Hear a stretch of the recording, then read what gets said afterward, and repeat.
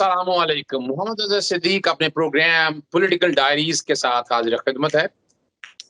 मेरे साथ जनाब इम्तियाज गुल साहब, आप बड़ी अच्छी तरह इनके नुक्ता नज़र को और स्टाइल को पसंद करते हैं कि सच्ची और खरी बात करते हैं और हालात वाक़यात फैक्ट्स एंड फिगर के साथ। सिर्फ खाली एक्सपर्ट बनना नहीं होता, आपको उस मौजू के ऊपर और उस इशू के ऊपर ग्रिप होना बहुत जरूरी है। मैं जो हम जो कि हमें बाहर पाकिस्तानियों को ओवरसीज जो बैठे हैं वो बड़े परेशान हैं। वो बताते हैं हम पाकिस्तान के जो फॉरेन रिजर्व बढ़ रहे हैं, इकोनॉमी बेहतर हो रही है। अपोजिशन ने शोर डाला हुआ है कि पता नहीं क्या कर दिया, कर्जे बढ़ा दिए। हालांकि जब वो फैक्ट्स एंड फिगर देखते हैं वो हालात और कुछ हैं। कोविड में हालात इन्होंने बहुत अच्छे कंट्रोल किए, लेकिन लगता यही है कि हमारे यहाँ जो हुकूमत वक्त के रिप्रेजेंटेटिव कह दें, वजीर मशीर कह दें, वो चीज़ें सही पोर्ट्रे नहीं कर पाते, सही प्रेज़ेंट नहीं कर पाते। भई मुखालिफ मीडिया तो रहेगा, मुखालिफ टोले तो मौजूद रहेंगे, लेकिन आपको अपनी हक़ाइक़ और वाक़यात सही कौम के सामने लाने की कोशिश तो अपनी जगह है। आप क्या समझते हैं इम्तियाज़ गुल साहब, ये क्या वजूहात हैं कि ये नैरेटिव सही बिल्ड नहीं हो पाता? कौन कसूरवार है इसमें? इसमें देखिए, बुनियादी तौर पे जो हुकूमत के तर्जुमान हैं, वो कसूरवार तो हैं। वो इसलिए कि आप दुनिया भर में हुकूमतों की कारकर्दगी का पैमाना अदाद-ओ-शुमार होते हैं, और ख़ास तौर पे फिर वो अदाद-ओ-शुमार जो बैन-अक़वामी इदारे जैसे वर्ल्ड बैंक है, आलमी मालियाती फ़ंड है IMF या एशियन डेवलपमेंट बैंक है, वो कबूल करते हैं, वो भी यानी एक्सेप्ट कर लें। तो ऐसी बेशुमार चीज़ें गुज़िश्ता 3 बरसों के दौरान हुई हैं पाकिस्तान के अंदर, जो अदाद-ओ-शुमार पे अगर उनको परखा जाए तो वो ये सजेस्ट करते हैं कि पाकिस्तान की इक़्तिसादी सेहत किसी हद तक बेहतर हुई है। और उसका पैमाना यही है कि हमारी बरामदात गुज़िश्ता 6-7 बरसों में पहली मर्तबा कोई 26-27 अरब डॉलर पे पहुँची हैं। फिर जो तरसीलात ज़र है वो 29 अरब डॉलर, यानी बाहर से जितना पैसा आया वो हुआ। लार्ज स्केल मैन्युफैक्चरिंग जो है, और ये सारे पक्के अदाद-ओ-शुमार है। इसमें कोई किसी का कोई किसी ने कोई जिसको फिगर फजिंग कहते हैं, यानी अदाद-ओ-शुमार का हेर-फेर इसमें नहीं है। और इसके अलावा जो अपोज़िशन शोर मचा रही है, एक तो एक अपोज़िशन का कारोबार है अपोज़िशन करना, जितनी भी बड़ी सियासी जमातें होती हैं, शोर मचाना उनके कारोबार का हिस्सा है। हमारी अपोज़िशन बड़ी अनोखी है। उन्होंने तो हर मामले में मैं ना मानूँ की रट लगाई हुई है। आप देखिए कि मिफ्ता इस्माइल साहब एक दिन भरी प्रेस कॉन्फ्रेंस में मिसाल के तौर पे ये कह रहे थे कि देखिए, वर्ल्ड बैंक ने पाकिस्तान को $450 मिलियन का कर्जा देने से भी इनकार कर दिया है, उन्होंने विदहोल्ड कर लिया है। हालांकि उससे 10-12 घंटे पहले वर्ल्ड बैंक का वाशिंगटन से ऐलान हो चुका था कि हमने $450 मिलियन पाकिस्तान के अकाउंट में भेज दिए हैं। अंदाजा लगाइए कि किस तरह खुल्लम खुल्ला दीदा दलीली के साथ ये झूठ बोलते थे। अभी 3 दिन पहले तक अपोजिशन ये कहती रही कि IMF ने पाकिस्तान को कर्जा देने से इनकार कर दिया है। लेकिन 2 दिन पहले 2.7 अरब डॉलर बराह रास्त पाकिस्तान के अकाउंट में IMF ने जमा करा दिए। अब उसकी वजूहात जो मर्जी हों, लेकिन अगर IMF ने 2.7 अरब डॉलर जमा कराए हैं पाकिस्तान के अकाउंट में, उसकी कुछ तो वजह होगी। शराइत भी ज़ाहिर है हमने मानी होंगी। उम्मीद हम ये कर रहे हैं कि उस भोंडे तरीके से नहीं मानी होंगी जिस तरह 2019 में हुआ था, और जिसकी वजह से फिर रुपए की कदर में कमी आ गई। तो एक और बड़ी मिसाल जो ताज़ा तरीन है और जिस पे बतौर पाकिस्तानी आप जितना भी अफसोस करें वो कम है, कि कोविड यानी कोरोना क्राइसिस की वजह से दुनिया भर में जॉब्स बर्बाद हो गई हैं, लोग बेरोज़गार हो गए। होटल, एविएशन, टूरिज़्म, ये सारी इंडस्ट्री को बहुत शदीद धचका लगा है। अब मईशतें चूँकि बैसियत मजमूई ख़राब हुई हैं, तो उसमें जो इकोनॉमिस्ट मैगज़ीन है UK का, वो एक बहुत अच्छा बैरोमीटर है हुकूमत की कारकर्दगी जाँचने के लिए। वो उसको किसी ने पैसे नहीं दिए, क्योंकि अपोजिशन वाले तो ये कहते हैं ना, अगर कोई पाकिस्तानी इदारा कर दे कि जी इन्होंने पैसे दे के करवा लिया। 6 जुलाई का उनका शुमारा था, उसमें उन्होंने एक इंडेक्स जारी की, एक रैंकिंग 50 मुल्कों की। 50 मुल्कों की फहरिस्त में पाकिस्तान तीसरे नंबर पे था। बड़ी बात है, टॉप टॉप अच्छी पे बात है। टॉप पे हांगकांग था, कोई 96 उसके पॉइंट्स थे, पाकिस्तान के पॉइंट्स 84.5 थे। अच्छा, वो रैंकिंग किस चीज़ की थी, आपने ये पूछा ही नहीं मुझसे। चले हाँ, मैं बता देता हूँ। वो थी रैंकिंग उन ममालिक की जो कि कोरोना के बहरान के बाद बहाली की तरफ जा रहे हैं, जिनकी मईशत बहाल हो रही है। तो अज़र भाई 50 मुल्कों में पाकिस्तान की बहाली की तीसरा रैंकिंग जो नंबर। है वो तीसरे नंबर पे है। ये छोटा छोटा छोटा टारगेट नहीं, बहुत बड़ा टारगेट है ये। और ये अच्छा, गवर्नमेंट नहीं है, हमारे हमारे जो वजीर वज़रा मशीर ये नहीं पोर्ट्रे कर पाए। ये मेरे लिए भी पहली खबर है, यानी मुझे भी आप खबर दे रहे हैं ये। तो मैं आपको ये बता रहा हूँ कि देखिए कि भारत उसमें 46 पॉइंट स्कोर कर सका है, सिर्फ बिल्कुल सही। 46 पॉइंट। उसके जवाब में हमने तकरीबन 2 गुना कर दिया स्कोर। अब उसकी क्या वजह थी? उसकी बुनियाद कुछ अशारिये थे कि वो आपकी दरामदात हैं, आपकी बरामदात हैं, आपका वो कर्जा है जो इस वक्त छोटे सनतकारों को मिला है, वो कर्जा है जो ज़रूरी शोबे को मिला है, वो ज़रूरी शोबे की बम्पर क्रॉप्स हैं, चाहे वो गंदम है, चाहे गन्ना है, चाहे कपास है। ये सारी अल्लाह के फजल से, उसमें पीटीआई का कोई कमाल नहीं है। बिल्कुल सही। पीटीआई का बिल्कुल कमाल था सही। कि इमदादी कीमत में इजाफा कर दिया, लेकिन कमाल कुदरत ने मेहरबानी की। अब चूंकि ये तो हमारी बड़ी कैश क्रॉप्स हैं, अगर ये बम्पर होती हैं तो जाहिर है किसान खुशहाल होता है, मुल्क में पैदावार बढ़ती है, आपकी दरामदात की पे इन्हिसार कम हो जाता है। तो उस इंडेक्स की बुनियाद पे, उस इन तमाम अशारियों की बुनियाद पे इकोनॉमिस्ट और दुनिया का मोतबर तरीन ये रिसाला है इकोनॉमिक परफॉर्मेंस और इकोनॉमिक एनालिसिस के हवाले से, तो उसने पाकिस्तान को दिया जुलाई में तीसरा नंबर। बिल्कुल सही। हमारी हुकूमत सोई हुई थी, हमारी पूरे इंफॉर्मेशन मिनिस्ट्री सोई हुई थी, मैं वजारत हैरान हूँ उस बात पे। हमारा अंदाजा लगाई कि लंदन में वो जरीदा छपता है, हमारा हाई कमीशन सोया हुआ था। वो बिल्कुल। खबर अजहर भाई कब आई है हमारे पास? ये 2 दिन पहले। मैं यही जैसे हैरान हूँ उस बात पे। मैं तो यही हैरान हो रहा हूँ और यही मेरा कहना है, यही मैं पीट रहा हूँ इस बात को सामने रखते हुए। ये बात देखिए, मैंने ये बात मैंने कल वजीर खारजा साहब को एक वेबिनार में भी बताई कि सही। एक ऐसा अशारिया, एक ऐसी रैंकिंग जिस पे आपको ढोल बजाने चाहिए थे बिल्कुल। 1.5 महीना पहले, 1.5 महीने से भी बल्कि ज्यादा हो गया। ज़्यादा तो हो गया तो 2 महीने लगा लें।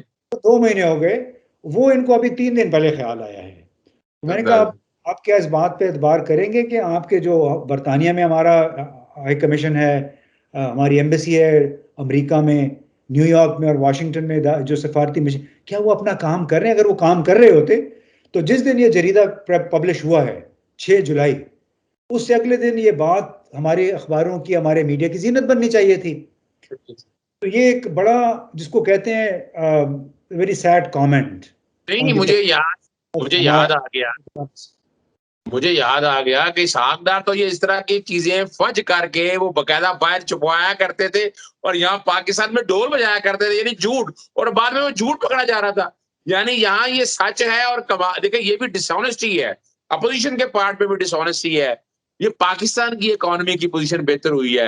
ये कोई पीटीआई गवर्नमेंट की बात नहीं हो रही थी, ये बासियत पाकिस्तानियों की थी और कमाल की बात है। और यहाँ अगर इमरान खान वो देखे ना, वो एक रवैया उनका एम्बेसडर के साथ अगर गलत था तो ये अगर एक पॉइंट ऑफ व्यू से देखा जाए तो इमरान खान का शायद उस वक्त भी ये कहना ये ठीक था कि ये अपना रोल प्ले नहीं कर पाते। वो देखिए थोड़ा तो गैर मुनासिब रवैया लहजा उन्होंने इख्तियार किया था वजीर आजम में, कहा उन्होंने ठीक था। हाँ। मैं इतने सारे मुल्कों में गुज़श्ता 10 बरसों के दौरान कोई कम से कम 36 मुल्कों का मैंने विजिट किया है। हर जगह जाते हैं, कोशिश करते हैं कि अपने सफ़ीर को भी सलाम कर लें जाके। उनसे जो मुलाकातें होती हैं, जो हम वहाँ का माहौल देखते हैं कि बाथरूम किस तरह के हैं, जो वेटिंग रूम होता है मेहमानों का वो किस तरह का है, तो उस फिर लोगों से भी कुछ बातें सुनने को मिलती हैं। तो वज़ीर आज़म साहब ने गलत नहीं कहा था, उन्होंने काफ़ी सारी बातें ठीक कही थी। थोड़ा-सा अंदाज उनका ऐसा था कि उसकी वजह से लोग थोड़े से ऑफेंड हो गए। लेकिन ये बिल्कुल आपने सही कहा कि हमें जब बाहर जाते हैं तो एहसास होता है कि कितनी कम मायगी है हमारे सिफारत खानों में, कितनी नालायकी है हमारे इन लोगों में। बल्कि एक बड़ी मशहूर हमारी सफ़ीर थी, वो तो बड़ी खुद भी सहाफ़ी भी थी, तो उनको ये भी एहसास नहीं था, वो जो सफ़ीर बन के गई तो उन्होंने प्रेस अफसर को एक मजमून दिया 2000 वर्ड्स का कि ये अब फलां अखबार में छपवाएं। हालांकि 2000 वर्ड्स का आर्टिकल किसी अखबार में नहीं छप सकता, और यस वो यू बड़े नाराज हुए उस प्रेस अफसर पे कि आप ये आर्टिकल नहीं छपवा सकते। उसने कहा कि बीबी, ये तो इसका मैक्स ज्यादा से ज्यादा जो अल्फाज इसमें छपते हैं वो 800, 750, 150 होते हैं। 850, 900 भी उस वक्त होंगे जो कि बहुत ही कोई सदर अमेरिका ने ये आर्टिकल लिखा हो तो शायद फिर हो जाए।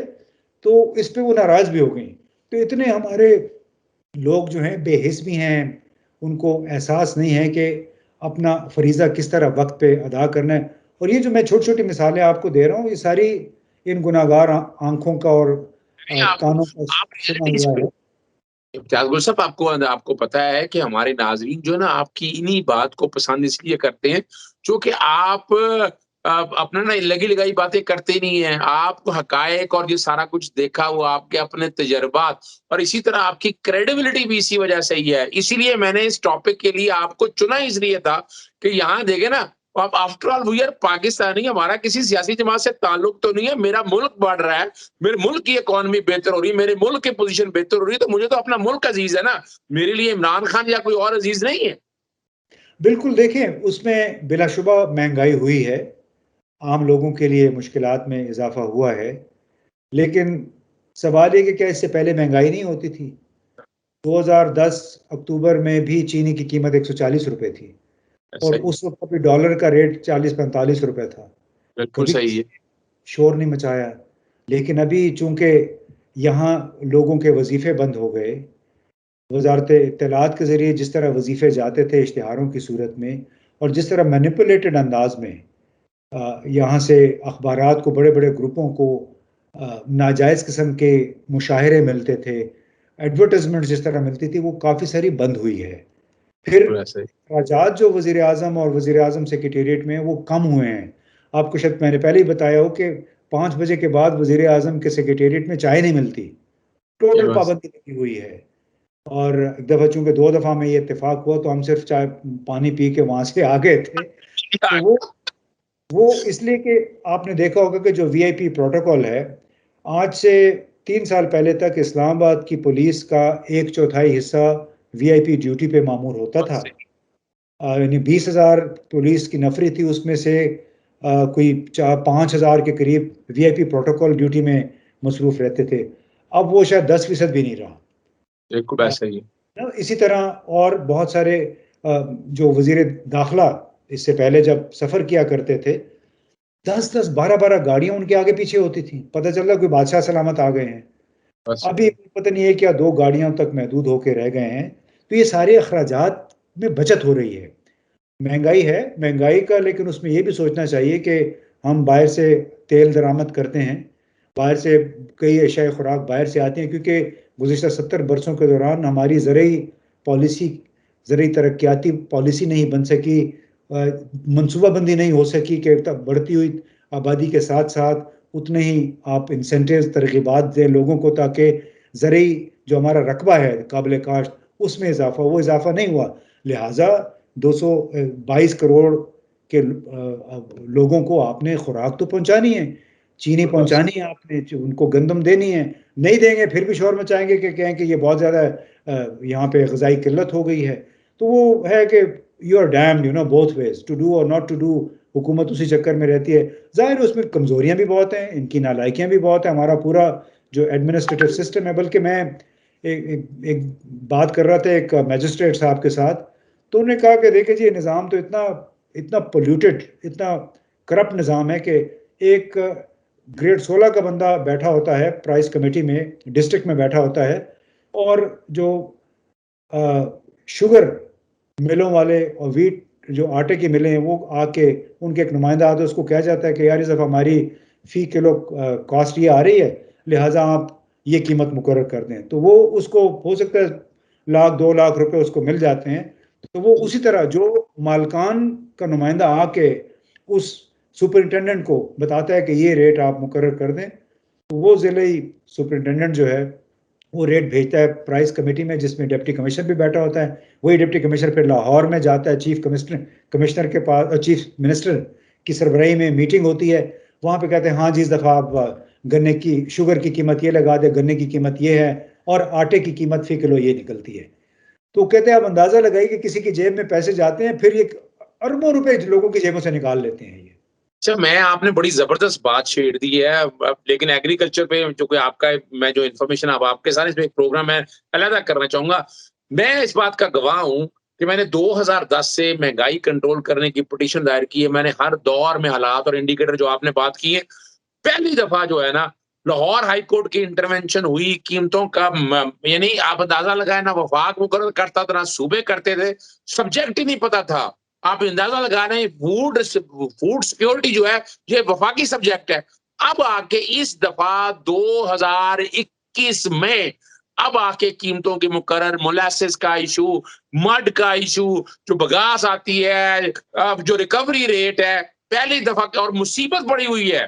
मुसीबत बढ़ी और ये क्रेडिट जाता है इमरान खान की गवर्नमेंट को। ये तैयार हो गए मुकर्रर करने के लिए, वरना इससे पहले कभी भी इस माफिया ने कीमतें मुकर्रर हुई। और आपने जो बात की बड़ी रियलिटी बेस पर है। प्रोग्राम हमारा चूंकि ज्यादा लंबा हो जाना है, एग्रीकल्चर पे कैसे बेहतरी ला सकती है, मुल्क कैसे आगे ले जा सकता है, इस पर फिर दोबारा इंशाल्लाह आपको तकलीफ देंगे।